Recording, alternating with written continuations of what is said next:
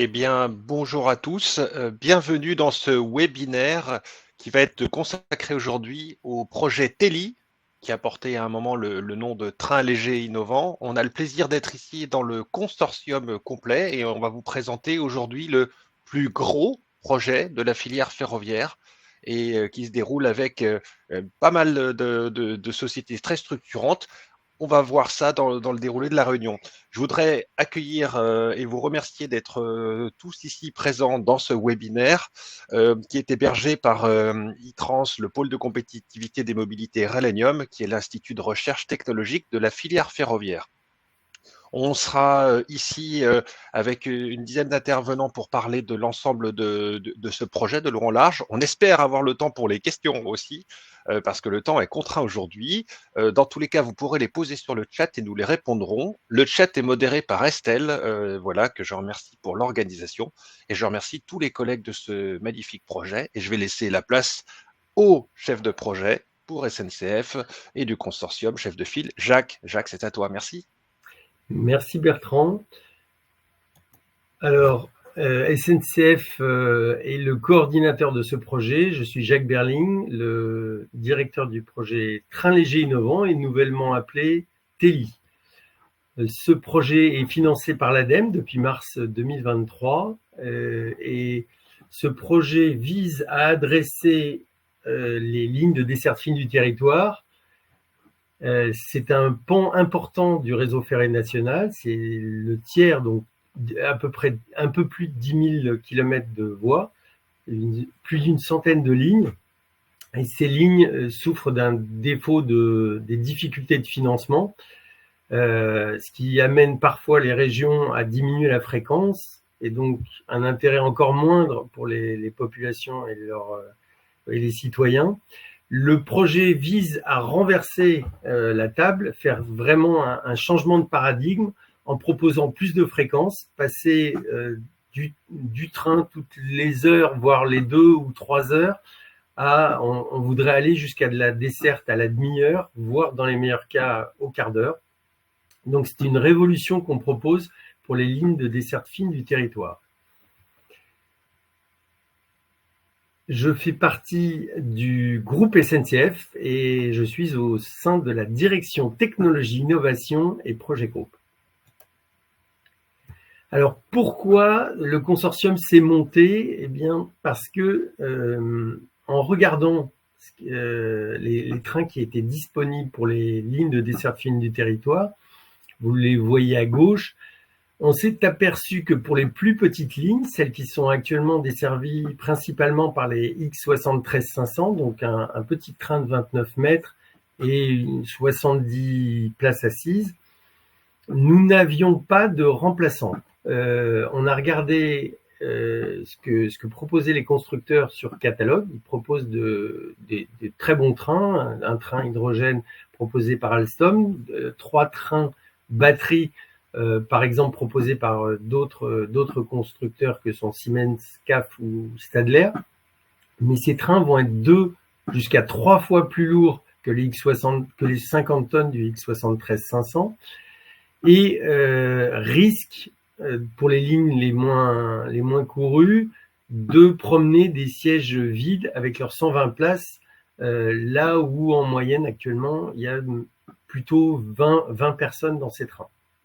Donc on veut proposer un train de 80 places, décarboné, dans les mêmes dimensions à peu près que le X73-500 et qui pourrait monter jusqu'à l'unité multiple triple, ce qui permettrait d'avoir un emport qui irait jusqu'à celui du Regiolis par exemple, qui est quand même assez capacitaire.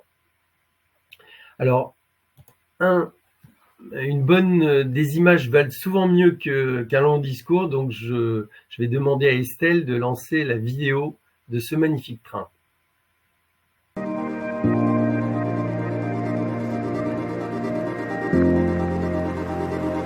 Vous voyez les 11 partenaires de ce consortium. On s'élit sur une voie unique, ce qui est souvent le cas sur des lignes de desserte fine du territoire.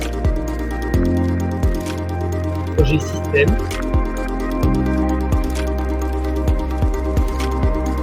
capacité d'adresser UFR et services messagerie. Décarboner, c'est partir du projet.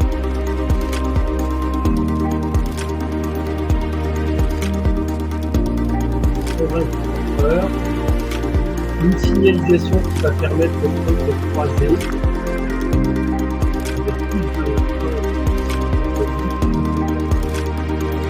Vous voyez, il a la capacité de rejoindre une grande gare. Au marqueur de voilà, qui rejoint un AGC d'une moyenne classe.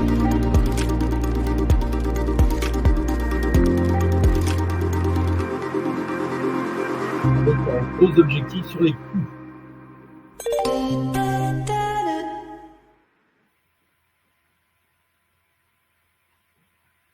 Merci Estelle. Alors, qu'est-ce que ce train et comment ce train va pouvoir changer l'économie de ces petites lignes? Vous l'avez vu, ce sera un train innovant et ça, mais les partenaires vont vous le décrire juste après.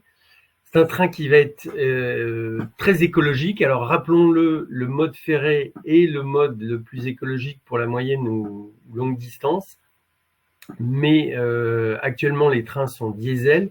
Et là, on aura un train à base de batterie avec 200 km d'autonomie. Donc, un train qui pourra ne se recharger que dans les gares terminales, ce qui ne prendra pas de temps dans les gares intermédiaires. Le gros challenge, c'est d'arriver à faire ce train et ce système pour moins cher. C'est un train, qu'est-ce qu'il a de particulier? Ce qu'il a de particulier par rapport au très léger, c'est qu'il a la capacité de rejoindre les grandes gares et qu'on laissera la capacité sur les voies avec la signalisation frugale à d'autres trains, des trains de fret, des trains de voyageurs plus capacitaires, de continuer à circuler sur les lignes. C'est une signalisation à base de localisation qui devrait permettre plus de trains et avec un objectif global d'arriver à doubler la fréquence pour un prix qui serait globalement équivalent de ce que payent les régions actuellement. Donc gros challenge sur les coûts, innover, mais innover pour que le citoyen puisse avoir 2 fois plus de trains. Un très beau consortium, 11 partenaires avec les grands noms du ferroviaire que sont CAF, Alstom, Wabtec ou Thales. Vous le verrez, d'autres partenaires comme Texelis sur la liaison au sol, des Ingenieris, Capgemini, évidemment Ralenium qu'on ne présente plus. Nous avons l'aide de sociétés spécialisées comme Hectacom, le CEREMA qui a une vision et qui est un partenaire essentiel pour la vision du monde des transports. Et enfin, nous avons la chance d'accueillir le Ferrocampus et donc des liens privilégiés avec la région Nouvelle-Aquitaine. Objectif de projet assez tendu. Nous avons démarré en septembre 2022, financé en mars 2023. Actuellement, les industriels produisent les innovations et on espère pouvoir montrer ces innovations, montrer ce qu'elles apportent pour les lignes de desserte fine du territoire et produire un cahier des charges dont on voudrait que les régions s'emparent pour commander à la fois les trains légers innovants et la signalisation frugale, ce qui permettrait de les mettre en service dans les années 2030. Et je passe la parole à Antoine Muguet du groupe CAF. Bonjour à tous, merci Jacques pour cette introduction. Donc je suis Antoine Muguet, je suis responsable d'offres au sein des équipes commerciales de CAF et je m'occupe du projet train léger innovant pour CAF. Donc je vais d'abord faire ma présentation, pour ma partie, faire quelques mots sur le groupe CAF, puisque on est peut-être un acteur un petit peu plus récent que d'autres sur le marché français, et puis je vais vous décrire notre contribution pour le train léger innovant.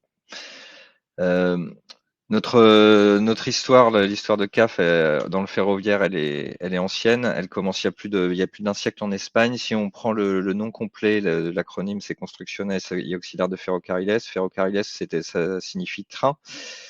C'est notre activité historique et notre cœur de métier, qui est donc de concevoir et de fabriquer des matériels roulants passagers.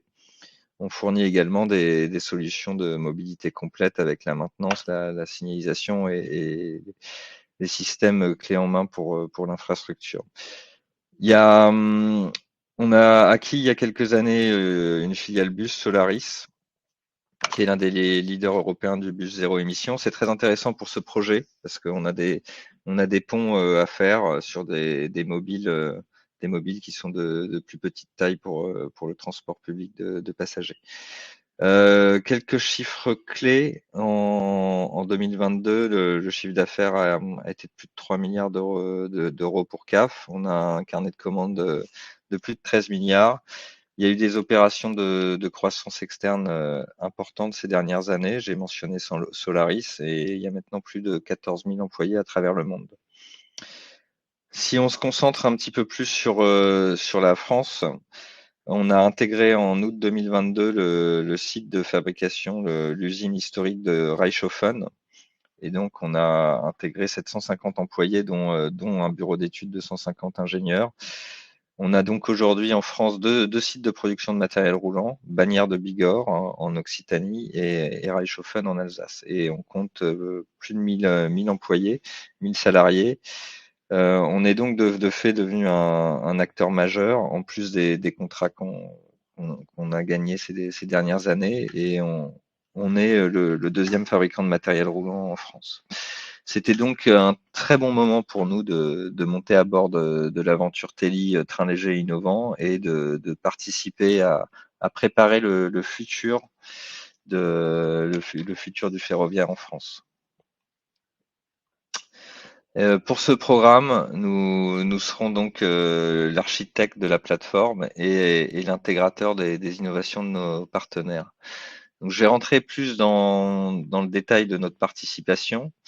Nous sommes pilotes des lots plateformes, matériel roulant, intérieur et chaîne de traction.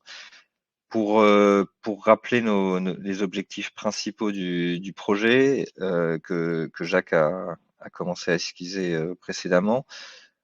Les principaux objectifs, c'est d'optimiser les coûts. Donc c'est un sujet important, notamment sur ces petites lignes. C'est encore plus critique parce qu'il est difficile de mobiliser l'argent des décideurs et des autorités pour rénover ces petites lignes. Et l'idée, c'est de ramener de la compétitivité et des solutions plus attractives pour les passagers. Donc ensuite, on pourra donc enclencher un cercle vertueux et ramener du trafic. Le deuxième objectif, c'est de concevoir un matériel roulant plus léger. Ça permettra de réduire l'impact du matériel roulant sur l'infrastructure, de réduire les coûts de maintenance et d'entretien. Et également, ça a un deuxième effet vertueux, ça permettra, avec un matériel de fait plus léger, de réduire sa consommation d'énergie et d'avoir de meilleures performances. Le troisième axe, c'est l'innovation et on va pousser l'intégration dans cette nouvelle plateforme de matériel roulant, de nouvelles technologies comme la conduite autonome. On va travailler sur la cabine de conduite notamment, sur une traction décarbonée. On travaille ici sur le remplaçant de trains diesel, des ATER. Donc c'était des trains monocaisse diesel qui circulaient qui circulent aujourd'hui sur les petites lignes et dont il faut prévoir le remplacement. Les objectifs aujourd'hui de sortir du diesel, on évoque souvent l'horizon 2030-2035. Et également, en innovation, il y a le système de liaison au sol qui est innovant. Voilà, c'est quelques-unes seulement des innovations, parce que évidemment, au sein du consortium, nous sommes 11 partenaires et chaque partenaire a vocation à travailler justement sur des sujets innovants, à pousser de nouvelles idées.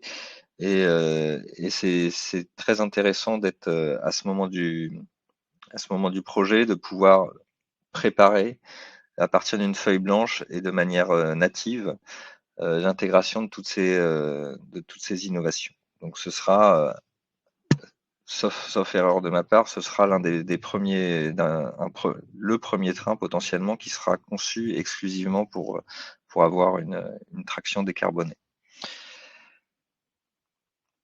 Pour ça, pour atteindre ces objectifs, côté CAF et sur notre scope, on va donc travailler sur plusieurs axes, sur 3 axes.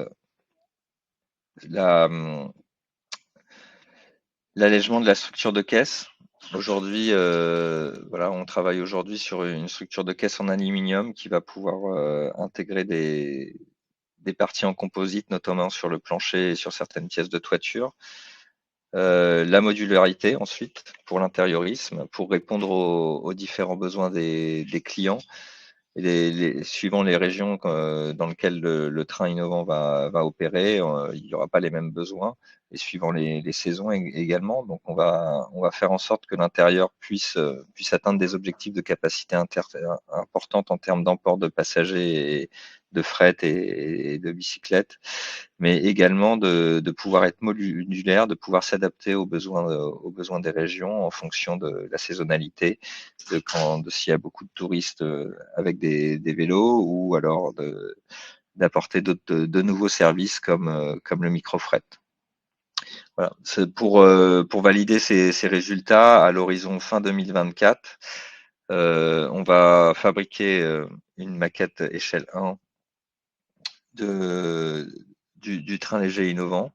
Donc, il y aura une maquette virtuelle et une maquette physique pour représenter toutes ces innovations. Également, nous allons faire des prototypes de la caisse pour pouvoir illustrer les innovations que nous aurons fait sur la partie structure de caisse.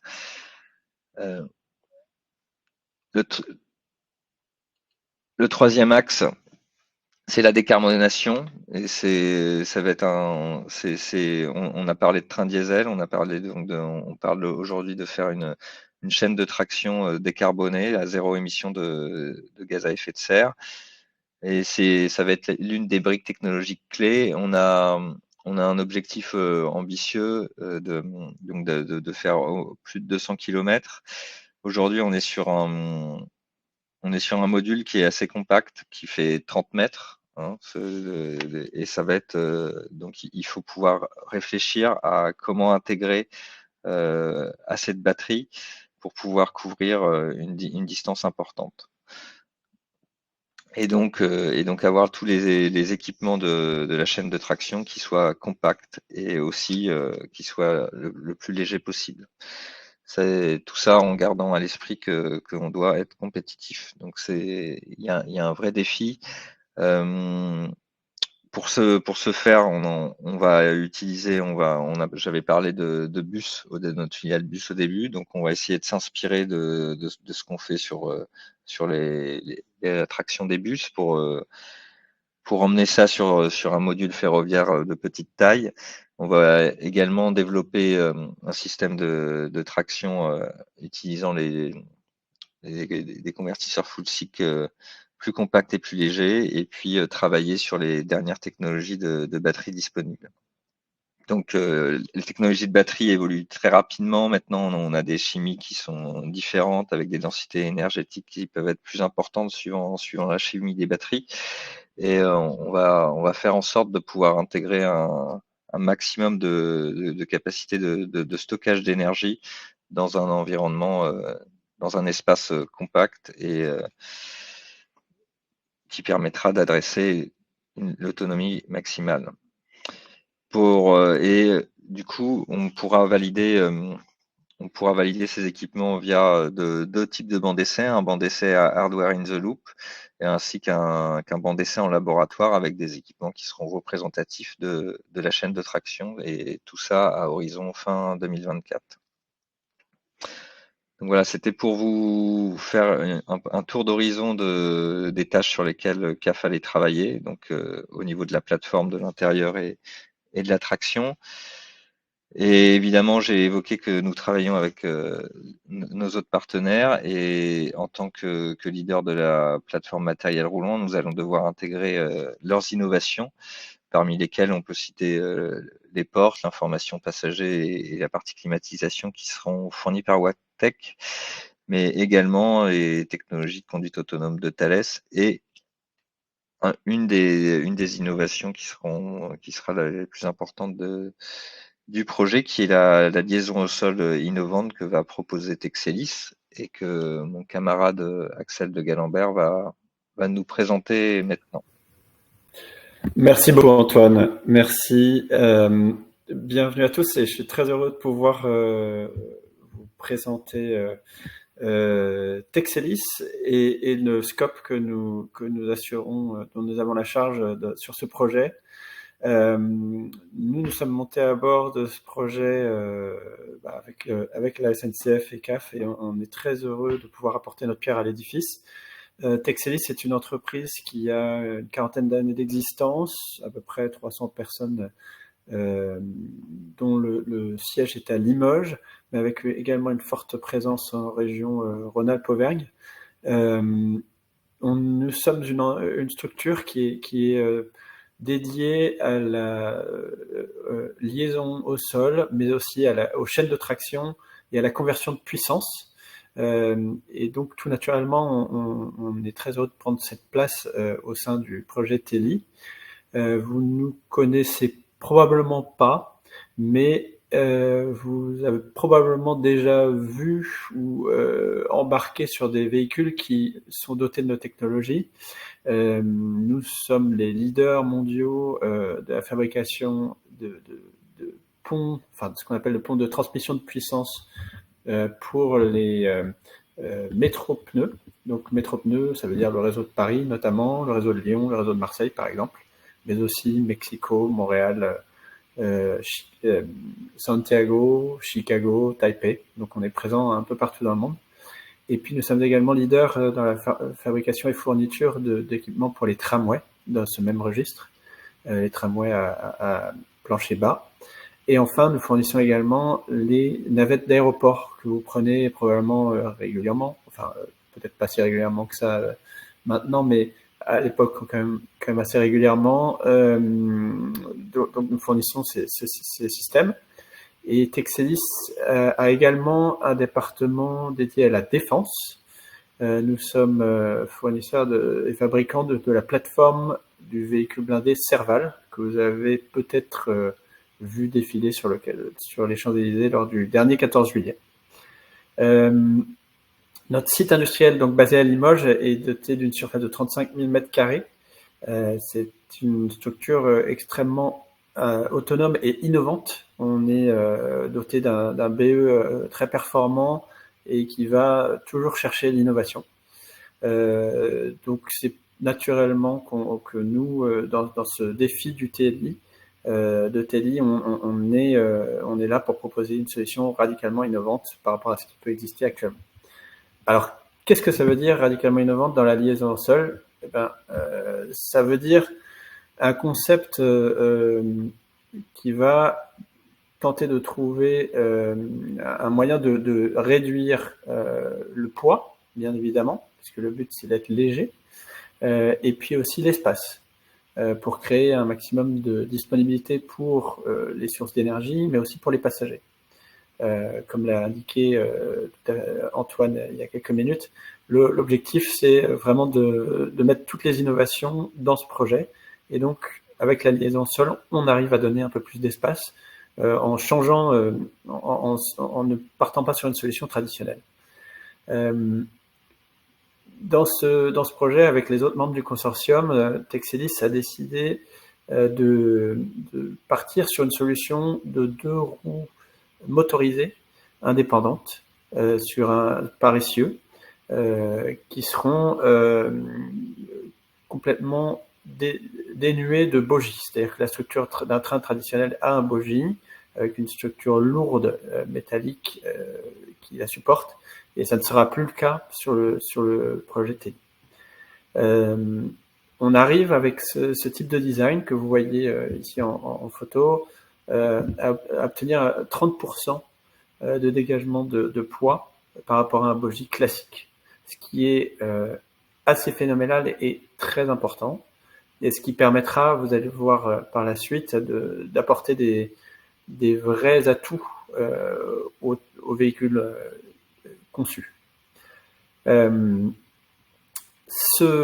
design, il prend en compte aussi de nombreuses contraintes qui nous sont données par l'assembleur du véhicule, mais qui sont également le fait qu'on veut avoir un véhicule avec un plancher bas complet, et puis aussi tout de même arriver avec notre système au niveau de tous les quais dans les stations, dans les gares. Donc ça veut dire qu'il faut prendre en compte à la fois le système plancher bas, un petit peu comme ce qu'on peut dessiner pour un tramway ou un tram-train, ou enfin un concept vraiment très innovant, mais qui a aussi qui laisse l'espace pour les passagers, et puis prendre en compte la nivellation pour les passagers.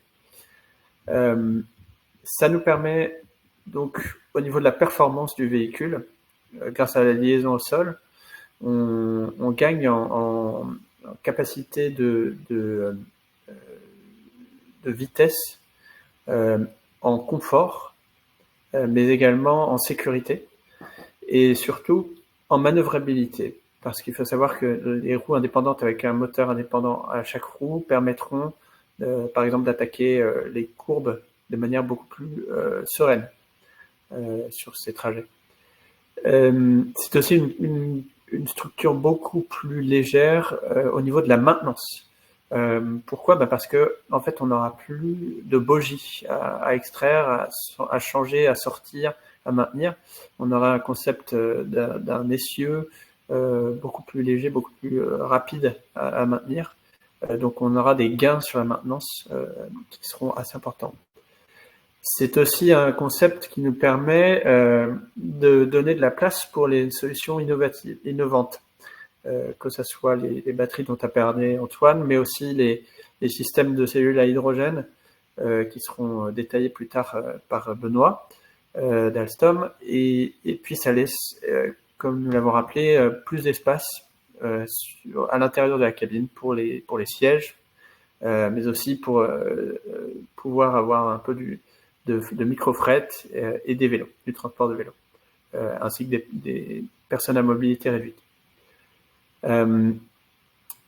Tous ces avantages de la liaison au sol sont fabuleux pour la partie matériel roulant, mais ça n'est pas terminé. On apporte également des atouts très importants pour les infrastructures. Grâce à cette baisse de poids, grâce à cette baisse de charge à l'essieu, on arrive aussi à moins utiliser la voie, enfin l'impact de l'usure sur le rail est nettement plus faible, et donc la maintenance sera beaucoup plus réduite aussi sur la voie ferrée.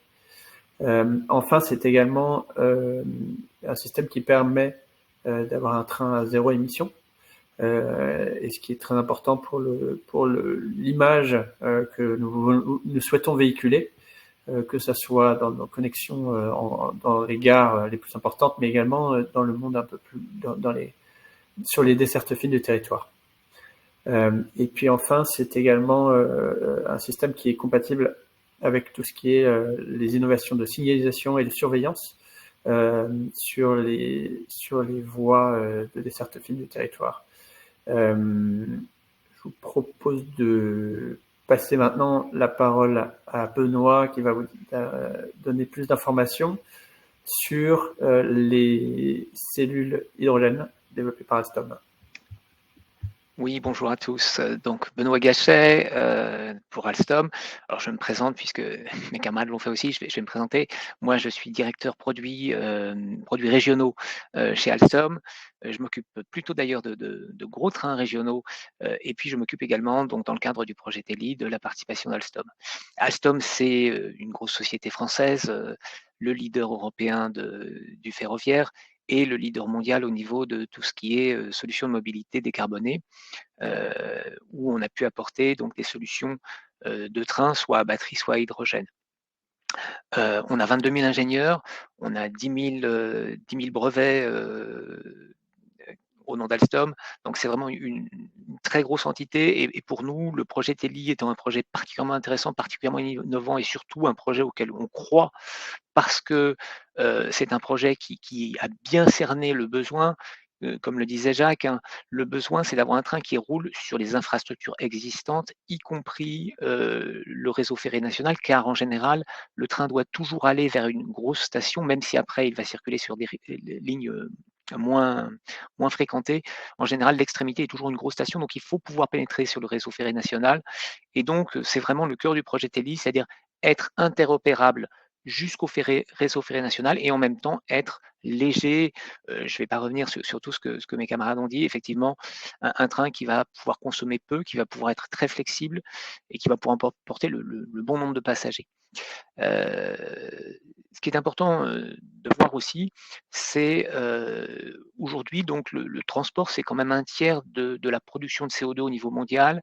Alors certes, le rail ne représente que 1,5% de cette production de CO2, donc on est tout petit, mais c'est quand même extrêmement important qu'on reste leader dans le côté écologique de ce mode de transport et donc on apporte des solutions décarbonées pour le transport ferroviaire. Et bon là-dessus, on a chez Alstom beaucoup travaillé aussi bien sur les trains à batterie, hein. En France, on a commercialisé l'AGC batterie, qui est en fait un train sur lequel on vient remplacer les moteurs diesel par des batteries.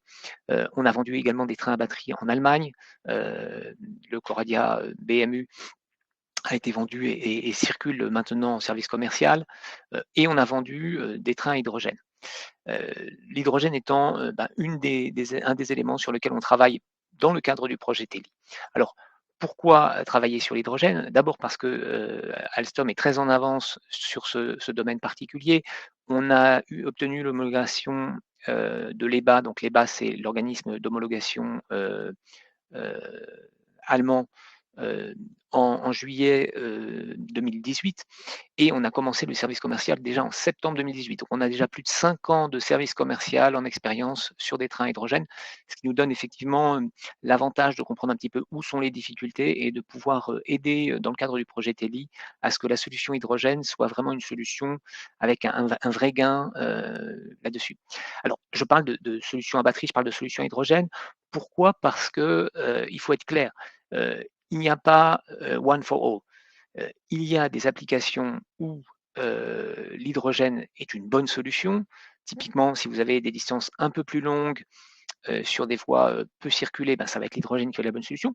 Il y a même des cas où en fait la bonne solution c'est d'électrifier la ligne. Si vous avez une ligne où le trafic fret est relativement conséquent, en plus du trafic, d'un peu de trafic passager, bon, bah, pour du trafic fret, le mieux, c'est quand même d'électrifier la ligne. Donc à ce moment-là, bah, le trafic passager en profite. Donc il y a ça. Et puis, il y a toutes les applications où les distances sont relativement limitées entre 2 zones électrifiées et où effectivement la batterie va ici jouer pleinement son rôle de solution. Donc les solutions sont vraiment complémentaires, il ne faut pas vraiment les voir comme concurrentes. Au sein du projet TELI, ben, on regardait un petit peu, et ça c'est le CEREMA qui a fait un gros travail là-dessus, l'ensemble des lignes du réseau français concernées par les lignes de desserte fine du territoire, et on s'aperçoit qu'effectivement, il faudra les deux solutions parce que un nombre de lignes ne pourront pas se prêter uniquement à la batterie et l'hydrogène ne serait pas une solution compétitive pour un certain nombre d'autres lignes. Donc, évidemment, au sein du projet TELI, hein, qui est un projet sur lequel on voulait absolument participer parce que c'est quelque chose d'extrêmement innovant qui va vraiment apporter quelque chose, donc il fallait vraiment qu'Alstom en fasse partie. Et nous, on va travailler justement sur notamment le stockage d'hydrogène, puisqu'effectivement, faire un train hydrogène, mais qui n'aurait peut-être que 400 km d'autonomie, bah, on perd énormément d'intérêt. Donc il fallait trouver une solution qui nous permette 1000 km d'autonomie. Et pour ça, ben, on a différentes solutions qu'on implémente aujourd'hui sur les trains Alstom dans le monde. Et on va apporter notre contribution dans ce cadre-là au projet TELI. Également, ce qui est important, hein, c'est d'une part d'avoir une grosse autonomie, puis d'autre part de consommer le moins possible. Parce que pour avoir une grosse autonomie, moins vous consommez, plus vous pouvez gagner. Et donc, un gros travail également sur l'optimisation de l'utilisation de l'énergie au sein du train, qui permet ainsi de réduire sa consommation et donc d'augmenter à capacité d'hydrogène égale son autonomie. Également, deux autres sujets sur lesquels nous, Alstom, on vient apporter notre contribution. Vous savez, un train qui consomme peu, qui est écologique, c'est très bien, mais un train qui n'a pas besoin de rouler, ben, c'est encore mieux parce que c'est quand même dommage de faire rouler des trains vides. Or, vous savez, par exemple, quand on regarde un petit peu un modèle, je suis désolé de le dire parce que parfois les Français le prennent pas toujours très bien, mais la Suisse, par exemple, on dit ah la Suisse c'est merveilleux, le ferroviaire suisse c'est merveilleux. On a seulement 28% de taux d'occupation des places assises en Suisse. 28%, donc c'est très peu. Et donc, évidemment, un des gros sujets, c'est comment faire pour que les trains soient vraiment bien utilisés. Alors, un des moyens, comme l'a dit Jacques, très justement, c'est d'avoir des modules pas trop gros, 80 places, hein, c'est le cas de Telly. Pourquoi? Parce que si vous avez besoin de 160 places, vous en mettrez 2, de 220, 240 places, vous en mettrez 3, mais vous n'allez pas faire comme on le fait sur un train régional. Aujourd'hui, si vous voulez regarder un petit peu les trains régionaux en France, hein, le plus petit fait à peu près 220, 240 places. Si vous avez besoin d'un train de 120 places et que vous faites rouler 240 places, ça va consommer plus d'énergie. Donc, un gros travail parce que la taille du véhicule est plus raisonnable. Mais malgré tout, même là-dessus, eh bien, imaginez, vous partez de Rennes, par exemple, vous allez vers Châteaubriand, hein, vous allez avoir un début de section avec beaucoup de passagers parce qu'on est en banlieue d'un grand centre urbain. Et puis, plus vous éloignez, moins le besoin de capacité va être important. Donc, ce qu'on va essayer de faire donc, chez Alstom, c'est d'apporter cette solution qu'on appelle du virtual coupling, donc un couplage virtuel, qui va permettre au train éventuellement de partir en unité double ou en unité triple, et puis de savoir se séparer à un endroit du réseau ou à plusieurs endroits du réseau en fonction de la composition, pour pouvoir en fait n'emmener jusqu'au bout de la ligne que la quantité de trains, entre guillemets, donc de capacité voyageurs, qui est nécessaire et pas de faire promener des trains à moitié vides. Donc un gros travail sur le virtual coupling, qui est quelque chose de compliqué quand même, hein, parce que voilà, les trains, ils ont l'habitude d'être accrochés de façon très très très très solide, et donc il va falloir trouver des solutions pour permettre ce virtual coupling. Ça peut également présenter un intérêt puisque au niveau des coûts d'exploitation, par exemple le sillon, c'est-à-dire le passage du train sur une voie, ça coûte. Et en couplant des trains, mais en même temps en les découplant plus tard, vous pouvez économiser sur ce genre d'éléments qui sont importants. Et puis également, je le disais, hein, ce qui est très très important, ce qui nous a fait participer au projet Telly, c'est le fait qu'on va pouvoir rouler sur des voies du réseau ferré national qui nous paraissent absolument un élément indispensable pour que ce projet soit attractif. Et pour ça, eh bien, il faut, comme on dit, shunter. Alors shunter, ça veut dire quoi? Ça veut dire simplement que quand le train roule sur une voie, l'essieu étant en métal, les roues étant en métal, les rails en métal, quand on passe sur une voie, eh bien, il y a un courant qui peut passer du rail droit vers le rail gauche. Et le fait qu'il y a un courant qui peut passer permet d'être sûr que sur cette section de la ligne, il y a un train qui s'y trouve, et donc d'un point de vue signalisation, éviter des problèmes qu'un train disparaisse. Malheureusement, parfois les feuilles mortes, parfois un surplus de graisse sur le rail, et des phénomènes comme ça fait que parfois le train, entre guillemets, disparaît. Et donc là, il y a un gros travail à faire, d'autant plus que le train léger innovant est léger. Qui dit léger dit appuyer moins fort sur le rail, qui dit appuyer moins fort sur le rail dit avoir plus de difficultés à shunter. Donc un gros travail à faire pour être bien sûr que ce train va pouvoir shunter, donc va pouvoir être détecté par la signalisation, et donc va pouvoir rouler en toute sécurité sur l'ensemble des voies du réseau ferré national. Voilà, je ne veux pas être trop long, donc je vais passer la parole à Marc Lény d'Hectacom, qui va pouvoir vous faire une présentation. Merci. Merci Benoît pour l'introduction. Bonjour à tous, alors je suis Marc Lény effectivement de la société Hectacom, je suis responsable du département recherche et développement, et j'ai commencé par brièvement vous présenter Hectacom, puisqu'on est un petit peu à part sur le projet, dans le sens où on est une PME. au milieu d'institutionnels et de grands groupes, et on ne vient pas du monde ferroviaire. Donc Ektacom a été créé en 2000. Aujourd'hui, on est une vingtaine de personnes en pleine croissance, avec donc une base dans l'Essonne et une antenne en Bretagne. Et historiquement, on travaille plutôt dans le monde du broadcast, donc des chaînes de télévision, l'INA, ou des institutionnels pour du streaming. Et on a acquis une expérience dans le domaine notamment donc, de la diffusion de vidéos en conditions difficiles, avec le développement d'une technologie disruptive depuis 2013, qui nous permet de transmettre donc initialement de la vidéo et de l'audio en conditions difficiles. On a commencé avec des interviews de skippers pour toutes les courses au large, comme vous avez pu voir en ce moment, par exemple, avec la Transat Jacques Vabre. Et en fait, on s'est rendu compte que cette brique technologique avait pas mal d'autres cas d'usage, d'autres applications possibles. Et aujourd'hui, donc, on l'a optimisé depuis 2017 pour les aspects ferroviaires. Donc, dans un premier temps, sur la téléconduite de fret, avec le projet de Tesserail, sur lequel on avait déjà une bonne partie des partenaires actuels, et puis sur d'autres projets de recherche, du 5G Rail, du Shift2Rail, et puis aujourd'hui, donc Teli, qui pour nous est la plus grosse implication dans le domaine du ferroviaire. L'intérêt de ce qu'on propose, c'est effectivement d'avoir une brique adaptative. On fait du sur-mesure depuis plus de 20 ans et on s'est rendu compte qu'il y avait des contraintes spécifiques au monde du ferroviaire.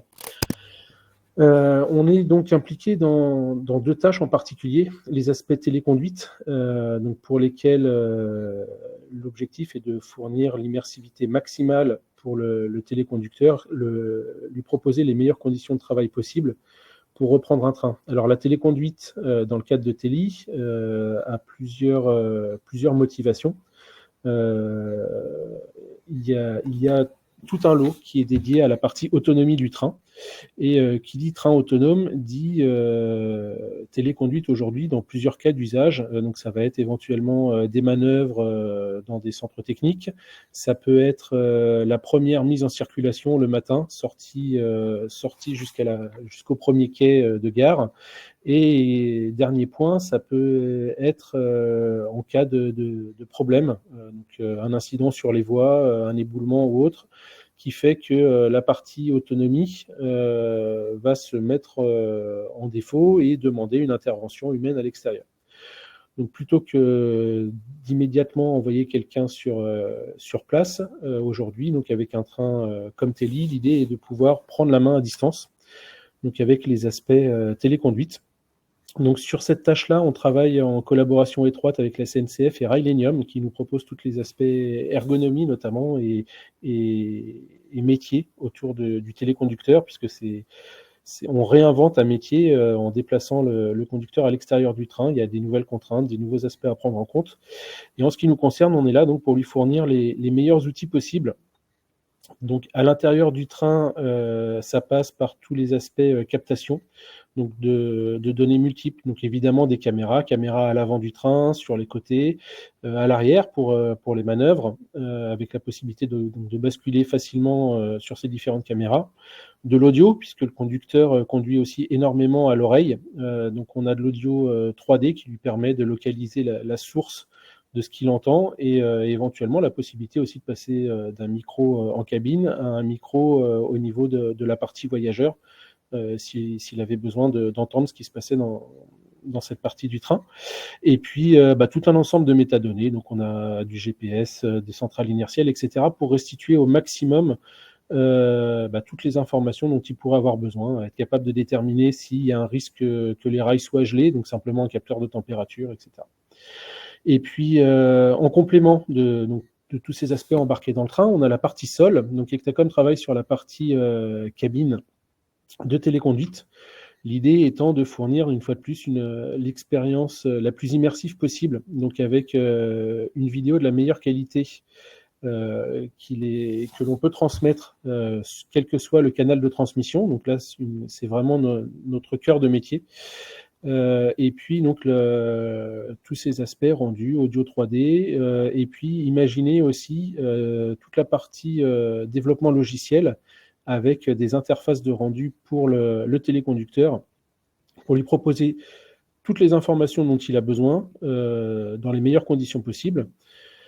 Et dans ce cadre-là, en fait, on a fait un lien direct entre la cabine de téléconduite et la cabine à bord du train, puisque cette cabine est numérique à bord du train. Donc même avec une visualisation directe, l'idée étant de pouvoir avoir des écrans dans la nouvelle cabine pour présenter les différentes informations possibles au conducteur à bord. Et en faisant le lien entre ces deux tâches, l'idée étant de pouvoir proposer notamment des interfaces graphiques communes à la fois à la cabine bord et la cabine de téléconduite pour augmenter aussi le sentiment d'être dans le train lorsque l'on est à distance et avoir le même type d'informations présentées au conducteur. Donc voilà en ce qui concerne les activités d'Ectacom et le petit focus sur la partie téléconduite. En ce qui me concerne, je vais laisser la parole à Balraj qui va enchaîner avec les activités du CEREMA sur le projet. Merci à vous. Bonjour à tous, Balraj David, je suis chef de projet Train léger innovant au CEREMA. Donc, pour ceux qui ne connaissent pas le CEREMA, nous sommes un établissement public dépendant du ministère de la Transition écologique. Nous avons principalement un rôle d'expertise auprès de l'État et des collectivités territoriales, sur des domaines qui sont globalement l'élaboration, le déploiement, l'évaluation de politiques publiques d'aménagement et de transport. Sur le focus, on va dire, sur le champ de la mobilité, c'est la promotion d'une mobilité durable qui garantit l'accès à la mobilité en tenant compte des spécificités de chaque territoire et des besoins de leur population. Et dans le cadre du projet, nous avons un rôle de partenaire de recherche, surtout. Donc, nous allons mener des recherches sur l'acceptabilité d'un système de type train léger pour s'assurer qu'il convienne aux attentes des acteurs d'un point de vue politique, social, mais aussi économique. Donc, une autre partie des travaux de recherche vont concerner des travaux sur imaginer ce que pourrait être demain un petit pôle d'échange multimodal dans ces gares rurales ou qui, on va dire, de moindre importance, un peu péjorative, mais plus petites, qui sont desservies par des petites lignes ferroviaires, et aussi pour garantir effectivement que les gares aient notamment un niveau de service suffisant et une offre en intermodalité suffisante pour que la gare soit un point d'entrée vers le territoire. Nous allons aussi fournir des outils d'analyse territoriale. Donc, ça passe notamment par GeoFair, qui est un outil cartographique de visualisation du potentiel, et CoûtFair, qui est un modèle de coût qui a pour but de permettre d'analyser et de comparer différents scénarios de déploiement d'une technologie type train léger sur ces lignes en les mettant toujours à regard avec la situation actuelle des lignes. Pour ça, on va aussi se baser sur notre ancrage territorial, vu que nous avons 32 sites répartis sur toute la France, pour pouvoir mener des études de cas qui vont viser à représenter au mieux la diversité des petites lignes ferroviaires françaises. Pour faire un focus un peu sur une activité dans le projet, pour nous, c'est important de promouvoir le fait qu'on ait une vision système du projet, pas uniquement matériel roulant, et aussi de promouvoir un retour d'ambition sur les petites lignes. Il faut que le projet soit ambitieux et vraiment avoir une volonté d'aller chercher des voyageurs qui ne sont pas que les captifs. Pour ça, on a mené des analyses, notamment la construction d'une base de données sur 93 origines-destinations commerciales, qui concerne du coup 9000 km de lignes de desserte fine du territoire. Et donc, de cette analyse, nous avons pu sortir des chiffres donc sur la situation actuelle, avoir une idée de que est-ce que donnerait une cible TELI, et aussi comparer à la situation si on fait le trajet en voiture actuellement. Donc actuellement, sur ces lignes, la moyenne, si on prend le temps de trajet moyen, est pas forcément très compétitif. C'est une vitesse commerciale, donc temps d'arrêt en gare compris, moyenne de 58 km/h pour 12 arrêts au 100 km. Mais il y a aussi des trains plus compétitifs dans la journée en termes de temps de trajet qui sont plus rapides, qui montent à 66 km/h en moyenne pour la vitesse commerciale. Mais par contre, c'est souvent au prix d'une desserte moins fine, avec 10 arrêts aux 100 km en moyenne. L'objectif qu'on fixe et qu'on pense qu'il devrait être atteignable dans le cadre du projet avec un matériel roulant plus performant, mais aussi en remettant à niveau l'infrastructure par moment, notamment peut-être de manière plus légère grâce à un matériel de poids plus contenu, c'est retrouver les temps nominaux, c'est-à-dire les meilleurs temps de parcours qui ont eu lieu sur ces infrastructures, donc atteindre une vitesse commerciale moyenne de 73 km/h, et tout en conservant la finesse de la desserte en gardant du coup nos 12 arrêts aux 100 km. Pourquoi ? Par la voiture, ça permet de faire du porte-à-porte et pas du gare à gare en trajet, qu'actuellement sur ces lignes-là, c'est 69 km/h de vitesse moyenne. Et l'idée, c'est effectivement de proposer un saut qualitatif dans l'offre TER pour pouvoir conquérir des nouveaux voyageurs qui actuellement utilisent leur voiture et provoquer un report modal. L'autre point, à côté du temps de parcours, c'est aussi la fréquence de choc pour les voyageurs. Actuellement, c'est 8 allers-retours par jour sur ces lignes en moyenne. Donc un train toutes les 2 heures, mais en réalité, c'est pas forcément très régulier la desserte. Il y a souvent des creux de service de 4 heures et une desserte focalisée sur les pointes du matin et du soir. Ce qu'on propose, c'est de passer à une logique de cadencement strict. On a certaines lignes en France qui s'en approchent, où la démarche est presque complétée, mais c'est par exemple ce qui se passe en Suisse ou en Allemagne. Mieux, donc avec des fréquences qui seraient toujours une desserte de train qui serait toujours la même toute la journée, avec une fréquence qui se donnait en fonction du type de ligne. Un quart d'heure pour des lignes plutôt typées RER ou du périurbain assez dense, à la demi-heure pour du périurbain plus classique sur les petites lignes, 1 heure pour les trajets plutôt typés intervilles, et que la fréquence aux 2 heures devienne plutôt l'exception. C'est une augmentation forte de la fréquence, mais qui va permettre effectivement aussi un gain pour les voyageurs et une offre qui est plus attractive. Ce qu'il faut rappeler, l'idée c'est toujours d'aller chercher un report modal comparé à la voiture étant elle accessible tout le temps. Maintenant, comment faire? Et c'est là où la vision système est importante. C'est qu'on ne peut pas juste penser au matériel roulant qui va être très bien, qui va être décarboné grâce aux batteries ou à l'hydrogène, mais ça suffira pas pour atteindre tous ces objectifs, et il faudra aussi repenser l'organisation d'un point de vue système. Donc ça va passer par une signalisation plus frugale qui va permettre de lever des verrous de capacité sur certaines lignes à cause d'une signalisation assez ancienne. C'est pas développé directement dans le cadre du projet TELI, la signalisation frugale, mais c'est en 2 autres consortiums développe actuellement une signalisation frugale pour les petites lignes avec qui nous avons des liens proches dans le cadre du consortium.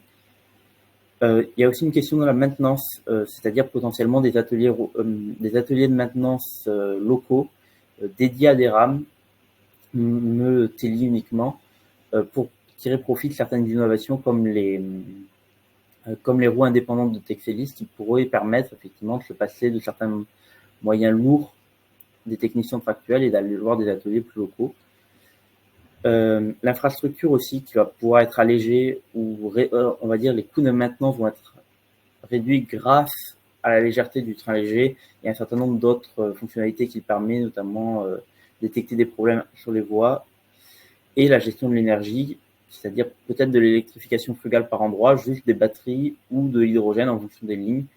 Mieux, c'est toujours une idée effectivement d'investir au bon endroit, au juste besoin sur ces lignes-là, pour, disons, faire un peu du sur-mesure pour chaque ligne grâce à un système et une boîte à outils qui est proposé dans le projet TELI. Donc, vous pouvez retrouver tous les travaux du CEREMA, notamment nos outils GeoFair et QFair, en libre accès sur notre site internet, dont le lien est sur la première slide, cerema.fr/ferroviaire. Et je vais passer maintenant la parole à Bertrand Minary de Ralenium. Eh bien, merci beaucoup. Pour ma part, je vais clore un peu ce webinaire en vous parlant de la partie plus Ralenium. Alors, 2 mots quand même sur Ralenium, puisqu'on en a parlé tout à l'heure. J'ai parlé du pôle de compétitivité ITRANS, qui est l'un des fondateurs de Ralenium, qui est un institut qui a été fondé voici maintenant 10 ans, comme 14 autres instituts de recherche technologique ou de la transition énergétique en France. Leur mission, c'est l'accélération grâce à la fois du financement et aussi grâce à des forces propres, pour passer du stade de l'idée des prototypes en laboratoire au stade industriel. Et pour ce qui est de Rélenium, nous sommes l'Institut de recherche technologique du ferroviaire. Nous sommes basés à Valenciennes, mais avec un plateau qui se développe de plus en plus sur Paris. D'ailleurs, nous avons à Saint-Denis précisément le plateau projet de train léger que nous hébergeons.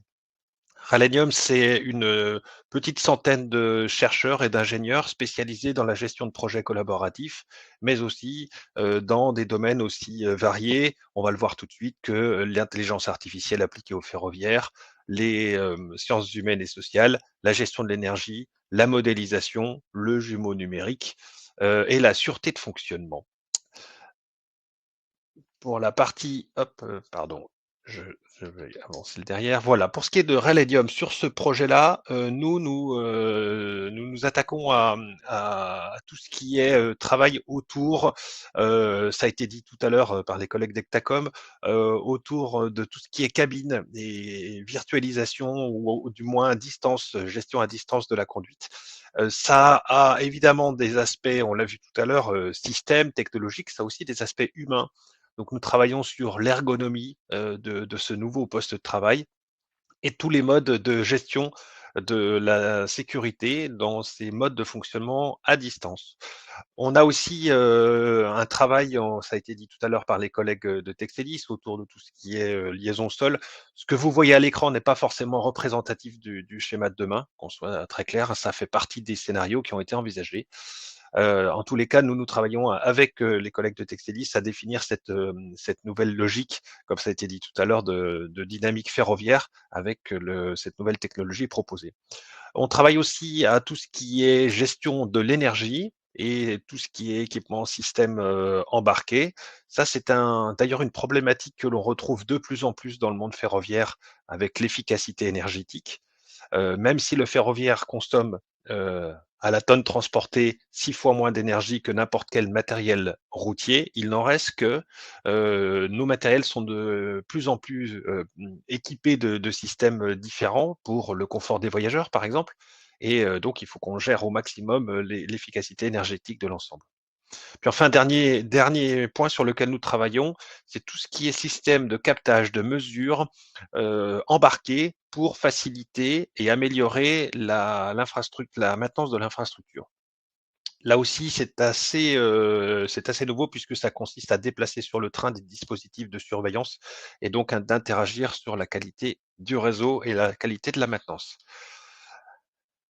Voilà pour rapidement tout ça. Je voulais juste laisser quelques temps pour les quelques questions s'il y en a. Donc, je vais laisser la parole à Estelle pour la modération. Et moi, je voudrais remercier tous les participants de ce webinaire qui ont été vraiment, je pense, très intéressants et qui ont bien développé leur partie. Merci à tous. Et en plus, nous formons une belle équipe et je tenais à le signaler. Merci Bertrand. Alors, juste une petite précision sur le slide, on voyait une esquisse avec 3 essieux. C'était en effet à un moment un des dessins qu'on avait réalisé. Notre train a bien l'équivalent de 4 essieux, donc 8 roues indépendantes. Après cette précision, je voulais commencer à répondre aux nombreuses questions, au moins sur le fil. Donc une question d'Yves Ramette sur la protection des innovations partenariales et la propriété individuelle finale pour les appels d'offres à venir. Alors c'est une tâche qui nous a beaucoup occupés. Parce que à 11 partenaires, vous imaginez que nous avons eu des débats importants. On a un accord de consortium de presque 300 pages et qui précise tâche par tâche, qui sont les copropriétaires et livrable par livrable, quels sont les droits de propriété, d'utilisation ou d'exploitation de chaque document. Par contre, on est bien conscient qu'au niveau des appels d'offres, ce qui va être important, c'est de laisser une ouverture suffisante dans le cahier des charges pour qu'il n'y ait pas que les innovations proposées par par le projet, mais que voilà, l'ensemble de la filière puisse répondre, qu'on ait une pluralité suffisamment importante pour trouver le meilleur optimum coût et qualité dans les appels d'offres à venir. Donc ça, c'était pour la première question. Il y avait une question également de Monsieur Rabet sur les innovations sur la signalisation et le dialogue sécuritaire entre les mobiles. Donc, comme l'a dit Balchraf, nous avons 2 consortiums, l'un mené par Thales, l'autre mené par Alstom, et les 2 ont des réponses différentes à ces propositions, mais les 2 basés plutôt sur une localisation. Donc les trains se localisent sur la signalisation frugale, et c'est le système central qui gère l'espacement entre les trains, et donc qui va donner l'autorisation d'engager la section, le tronçon entre 2 gares, que s'il a l'assurance que le premier train est bien arrêté. Alors, la 3e question était répondue. La 4e question sur les IA de confiance, moi j'avoue que je n'ai pas une bonne réponse. Allez, je la prends si tu veux, Jacques. Merci. Je la prends parce que c'est un thème qui est en plein, j'allais dire en plein dans l'actualité. Je n'ai pas regardé, mais je sais que Yves, qui est là connecté, sait très bien que c'est une réflexion qui est conduite à titre prospectif, mais assez opérationnel par notamment le Conseil d'orientation stratégique et scientifique de Rélenium. L'IA de confiance, ça consiste évidemment à savoir, à doter l'intelligence d'un système d'une intelligence dans laquelle on est suffisamment sûr pour qu'elle puisse s'intégrer dans les boucles de sûreté de fonctionnement. Et donc toute la logique, c'est de définir qu'est-ce que c'est que la certitude, qu'est-ce que c'est que quels sont les risques, quels sont les risques encourus, quelles sont les failles du système. Et donc cette IA de confiance passe par différents thèmes, de la certification jusqu'à l'exécution. C'est un thème de recherche en tant que tel. C'est pas unique dans le ferroviaire, on en trouve un petit peu partout. On commence à avoir des applications, mais qui restent quand même très encadrées par les processus humains. Pour notre part, dans le ferroviaire, c'est un travail à conduire. D'ailleurs, un travail complet sera consacré à ça, une session complète d'une prochaine réunion du conseil d'orientation de Rélenium dont je parlais au mois de janvier sur ce thème-là. Donc, on va justement partager au sein de la filière nos différentes approches. Et comme c'est un sujet aussi actif en termes de recherche, on aura la participation d'académiques émérites sur le sujet qui vont nous éclairer. L'idée de tout ça étant d'en définir des streams de collectifs de travail pour implémenter ça dans nos systèmes. Merci Bertrand. Il y avait une question sur le planning, c'est vrai qu'on ne l'a pas évoqué. Donc un planning qui est dépendant forcément des acheteurs. Les acheteurs, ce seront les régions. On imagine qu'un train ne peut pas être produit en moins de 5 ans, entre les temps de passation, les temps de réponse à l'appel d'offres des industriels, et ensuite le temps de la fabrication puis de l'homologation. On imagine que 5 ans sont incompressibles. Les X73-500, les X72-500, on imagine difficilement les prolonger au-delà de 2034. Donc il y aura une vraie question, lancer suffisamment tôt l'appel d'offres et cette durée de 5 ans pour produire le train. Concernant la signalisation, il y a des délais qui sont à peu près similaires, parce qu'on aura des choses assez nouvelles comme des transmissions non continues pour de la signalisation de sécurité à faire homologuer par le PSF, et également de la localisation de sécurité par GPS et cartographie embarquée. Donc oui, 2030 paraît à peu près être le meilleur timing qu'on espère trouver auprès des régions. Il y avait une question sur un partenaire d'industrialisation de cartes électroniques. Là, je laisse les industriels répondre. Alors malheureusement, Thales n'est pas avec nous. Mais Monsieur Blé, vous pouvez contacter les partenaires, donc aussi bien Thales que CAF, pour proposer vos services.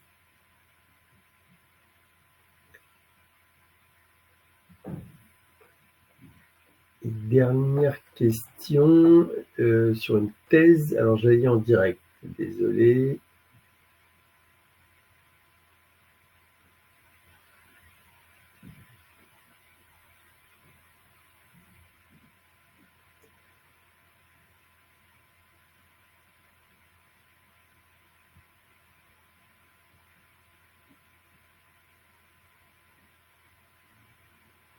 Je pense que je vais avoir un problème. Non, mais je ne m'exprime plus, c'est peut-être pour ça que vous ne m'entendez plus. Parce que j'étais en train de lire et de réfléchir en même temps à la réponse. Oui, il faut en discuter.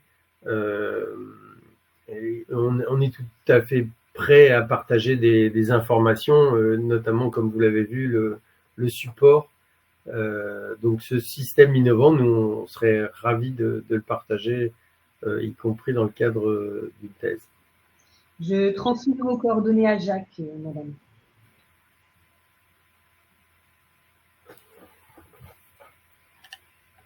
Jacques, la question suivante est: est-ce qu'il y a une synergie entre le projet TELI et le projet DRESI?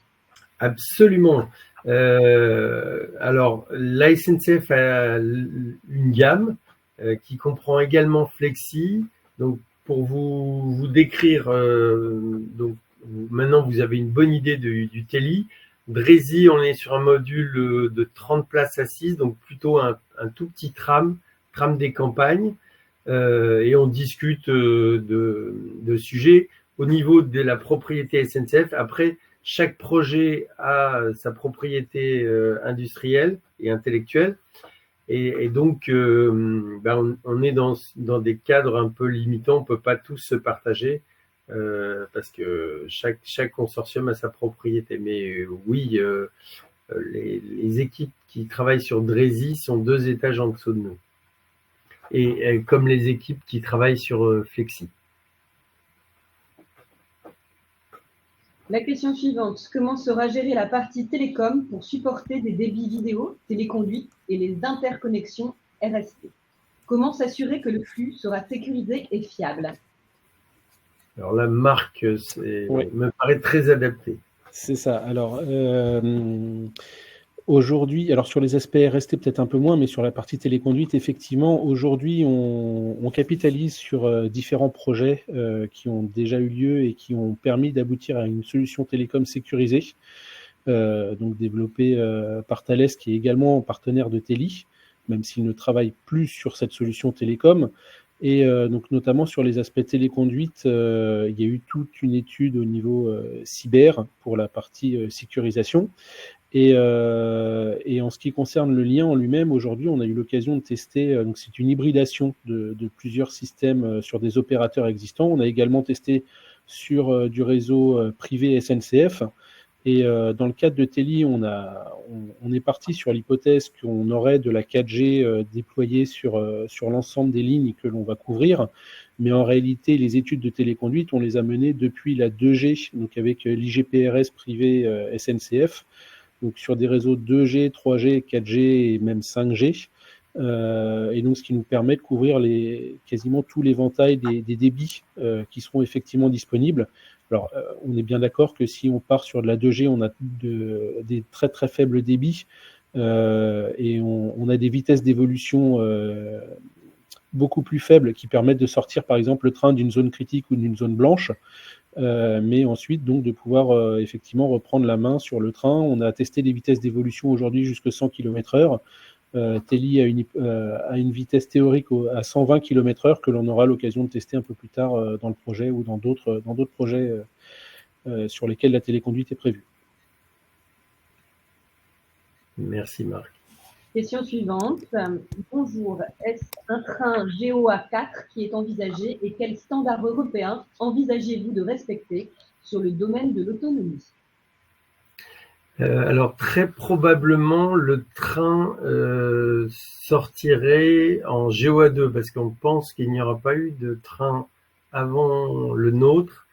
On envisage de pousser le plus loin possible l'autonomie, donc sans doute 3 voire 4, sachant qu'on est en train d'établir les spécifications à la fois du GOA 2 pour ce train, du GOA 3 et du GOA 4 pour permettre aux régions de choisir. Des contacts qu'on a pu avoir avec les régions, elles restent attachées à avoir un personnel à bord pour des questions notamment de sécurité, après d'emploi local. Mais dans ce projet, oui, on pousse les réflexions jusqu'au GOA 4. Pour le standard européen, je suis sûr, Franck, que vous êtes encore plus calé que moi pour le dire. À ma connaissance, on envisage de respecter les STI, mais qui ne sont pas encore définis pour le GOA 4.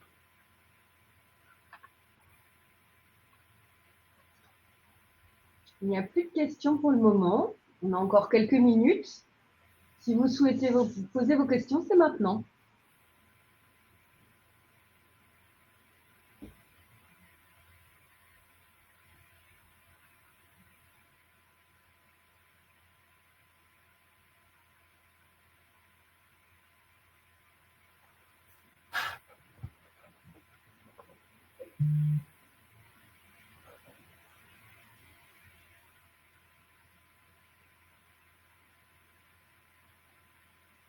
Je pense que nous sommes allés au bout du sujet. Il n'y a plus de questions, Jacques. Ben, parfait. Ça prouve que nous sommes allés au bout du sujet. Exactement. Peut-être une précision, Estelle, tu l'as mis dans le chat, je le dis à tout le monde. Ce webinaire sera mis à disposition en replay, évidemment, sur nos réseaux sociaux très prochainement.